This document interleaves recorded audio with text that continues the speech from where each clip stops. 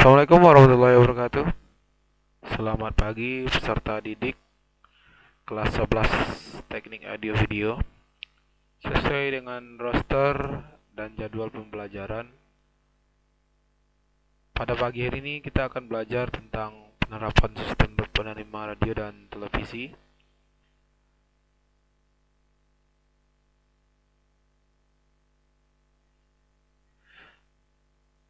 Adapun yang akan kita pelajari pada pagi hari ini yaitu sesuai dengan KIKD yang diberikan oleh Kementerian Pendidikan, bahwa pagi hari ini kita akan membahas tentang KD 3.1 yaitu karakteristik frekuensi dan propagasi gelombang radio. Adapun tujuan pembelajaran yang ingin dicapai dalam kompetensi dasar 3.1 ini yaitu peserta didik dapat menjelaskan dan menguji karakteristik frekuensi dan propagasi gelombang radio sesuai dengan kajian teori, SOP, dan K3 atau keselamatan dan kesehatan kerja dengan teliti. Yang ingin dibahas atau ingin diberikan pengetahuan kepada peserta didik, yang pertama, barangkali sudah pernah belajar ini di mata pelajaran fisika sewaktu Ananda di kelas 10 atau di pelajaran sebelumnya. Yang pertama itu adalah getaran, karena frekuensi radio ini erat sekali kaitannya dengan getaran dan gelombang. Yang pertama getaran yaitu gerakan bolak-balik dalam suatu interval waktu tertentu. Kemudian gelombang yaitu suatu getaran yang merambat. Selama perambatannya gelombang membawa energi. Kemudian pada gelombang materi yang merambat memerlukan medium, tetapi mediumnya tidak ikut berpindah. Kemudian masuk ke jenis-jenis gelombang. Ada dua jenis gelombang di sini, yaitu yang pertama gelombang mekanik, yaitu gelombang yang dalam perambatannya membutuhkan medium. Bisa dikasihkan contoh di sini, itu ada gelombang air, kemudian gelombang bunyi, dan gelombang tali. Tali maksudnya di sini tali yang direntang kemudian diayun sehingga membentuk sebuah gelombang. Kemudian ada gelombang yang kedua yaitu gelombang elektromagnetik, yaitu gelombang yang perambatannya tidak membutuhkan media, seperti gelombang sinar gamma, kemudian sinar X, kemudian gelombang radio, kemudian ada juga gelombang infrared. Kemudian kita masuk ke propagasi. Yang dimaksud dengan propagasi di sini yaitu transmisi atau penyebaran sinyal dari suatu tempat ke tempat lain. Jadi propagasi adalah transmisi atau penyebaran sinyal dari suatu tempat ke tempat yang lain. Gelombang radio merupakan salah satu gelombang elektromagnetik yang mempunyai sifat seperti cahaya, sehingga bisa dipantulkan, kemudian bisa dibiaskan, dan dipolarisasi. Polarisasi di sini maksudnya adalah dirubah arahnya.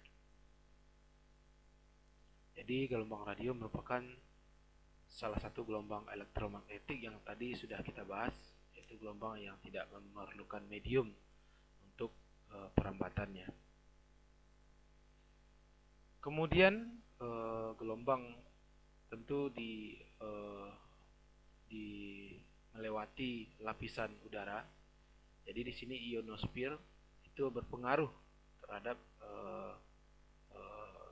perambatan gelombang tadi, yaitu suatu lapisan gas yang terionisasi sehingga mempunyai muatan listrik. Lapisan ini membentuk kulit bola raksasa yang meliputi bumi. Lapisan ini mampu membiaskan dan memantulkan gelombang radio. Jadi kalau Ananda belajar di mata pelajaran IPA, nanti akan belajar tentang lapisan-lapisan udara yang ada di sekeliling bumi, dan salah satunya adalah lapisannya adalah ionosfer. Kemudian kita bagi atau kita berikan di sini pembagian band frekuensi radio. Yang pertama ada very low frekuensi, itu berkisar di 3 sampai 30 kHz. Kemudian low frekuensi atau biasa disingkat LF, itu sekitar 30 sampai 300 kHz. Kemudian medium frekuensi yaitu 300 sampai 3000 kHz. Dan terakhir bisa dibaca sendiri di dalam tabel ini sampai di EHF atau extremely high frequency, itu sekitar 30 sampai 300 kHz.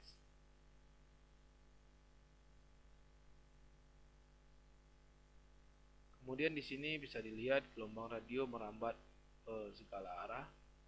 Kalau kita perhatikan di sini, ini permukaan bumi. Kemudian ini adalah antena pemancar,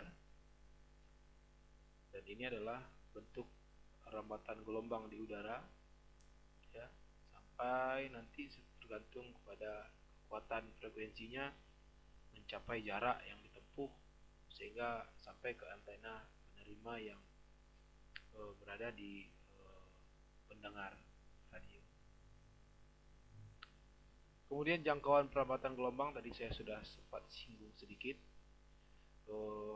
Permukaan atau kontur permukaan bumi itu berpengaruh terhadap kualitas pancaran gelombang radio. Kerugian pada permukaan bumi dengan naiknya frekuensi akan semakin besar. Artinya permukaan bumi itu yang konturnya ada yang berbukit dan berlembah, kemudian ada pepohonan, itu membuat terjadinya kerugian atau berkurangnya kualitas frekuensi yang dipancarkan. Gelombang bumi dapat merambat dalam daerah gelombang panjang sampai dengan 1000 km, dan dalam daerah gelombang menengahnya hanya sampai 300 km, dan dalam daerah gelombang pendek sampai 100 km. Tolong diingat di sini panjang, menengah, kemudian pendek. Kemudian gelombang angkasa merambat secara garis lurus, berhubung dengan itu angkasa tidak bisa mengikuti permukaan bumi kita yang konturnya tadi saya bilang berbukit, kemudian ada yang berlembah, ada perairan juga, ada yang perbukitan dengan segala macam vegetasi yang tumbuh di dalamnya. Berikut saya tampilkan jangkauan atau pantulan jenis gelombang. Kemudian LW tadi sudah pada tabel sebelumnya kalian sudah lihat, tadi LW itu adalah long wave atau gelombang panjang. Itu jangkauannya kurang lebih 100 km dengan redamannya sangat kuat, tidak ada pantulan. Nah, gelombang ini dipakai gelombang bumi.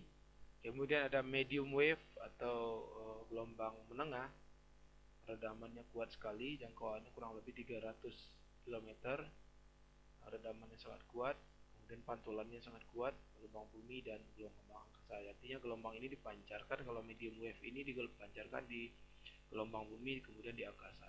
Kemudian ada short wave atau gelombang pendek, itu sekitar 100 km, tadi di pembahasan sebelumnya sudah juga disinggung.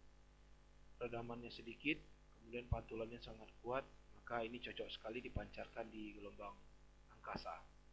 Kemudian ada VHF dan UHF. Pada tabel sebelumnya bisa dilihat very high frequency, kemudian ultra high frequency.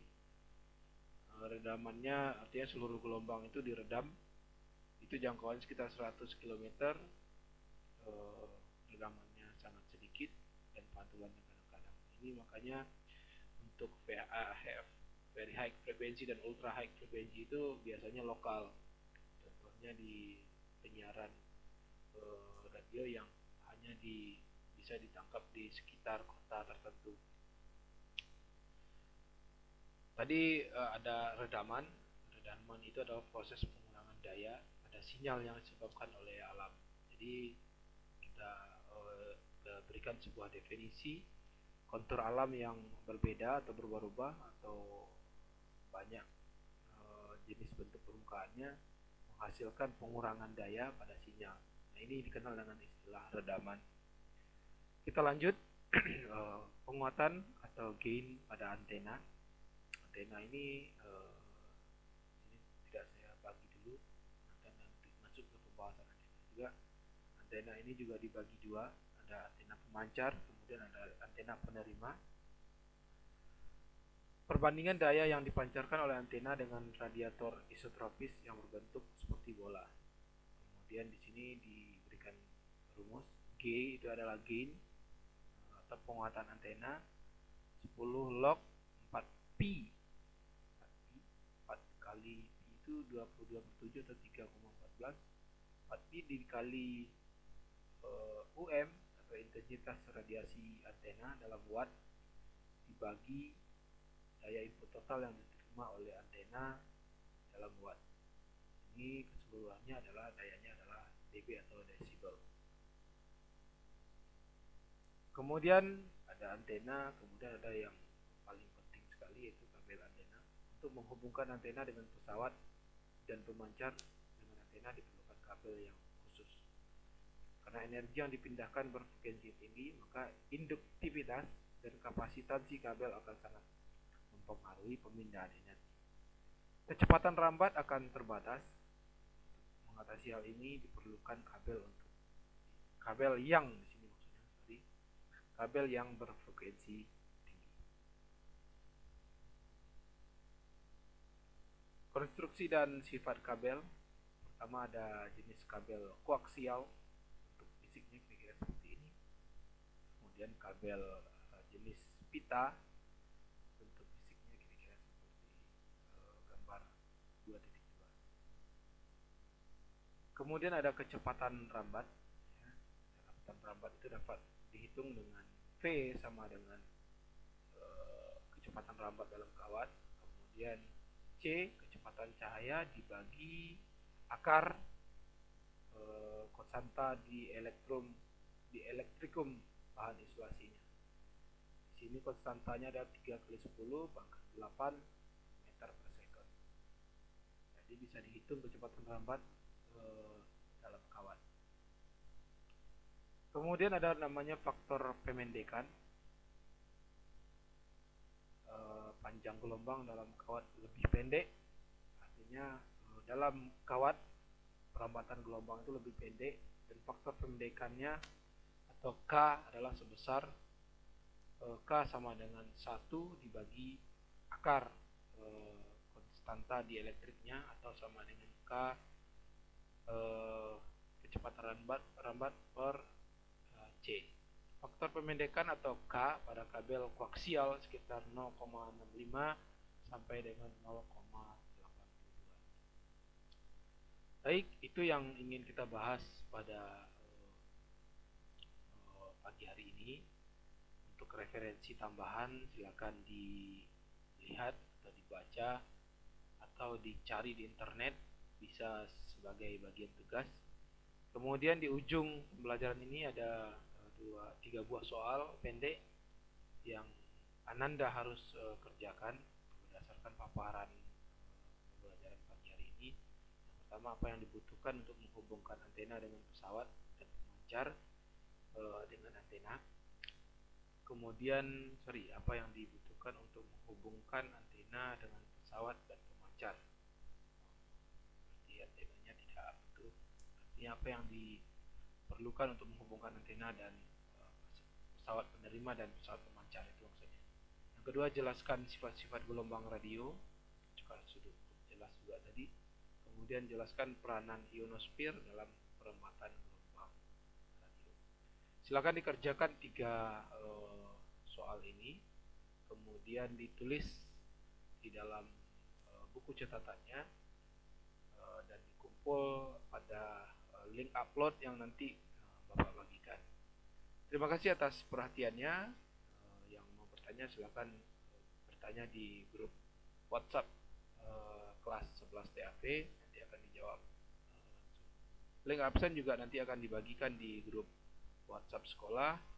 Silakan diisi dan ditandatangani untuk presensi kehadiran pada pembelajaran hari Kamis ini. Terima kasih atas perhatiannya. Banyak maaf atas kekurangan.